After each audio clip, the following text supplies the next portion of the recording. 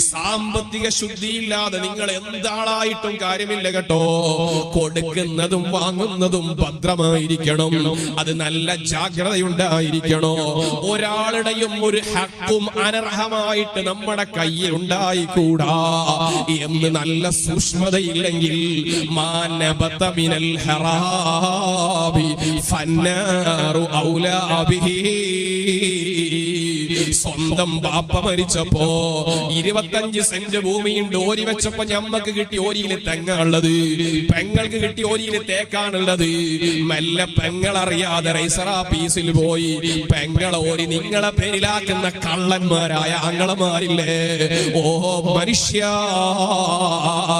ദുനിയാവിലെ റൈസറ പീസിൽ നിങ്ങൾ പണം കൊടുത്താൽ രജിസ്റ്റർ ചെയ്യുന്ന ഓഫീസർ നിങ്ങൾക്ക് വേണ്ടി പേപ്പർ മാറ്റി എഴുതി തരും. പക്ഷേ ആ സ്വന്തം പെങ്ങൾക്ക് കിട്ടേണ്ട ഹക്ക് പറ്റിച്ചു തിന്നതിന്റെ പേരിൽ ആഖിറത്തിൽ നിന്നെ അല്ലാഹു വിടൂല. എത്ര സ്ഥലത്താ കേസുള്ളത് എന്നറിയോ? പറ്റിച്ചുകൊണ്ട് ആളുകളെ തിന്നുന്ന നല്ല നിസ്കരിക്കുന്ന മനുഷ്യനാണ്. ജമാഅത്തിന് ഒന്നാമത്തെ സഫിലുണ്ടാവും കാക്ക, ഒരു കാര്യവുമില്ല. ഒരാളുടെയും ഒരു ഹക്കും എന്റെ ജീവിതത്തിലേക്ക് എന്റെ ശരീരത്തിലേക്ക് കയറരുതെന്നുള്ള ബോധമുണ്ടാവണേ.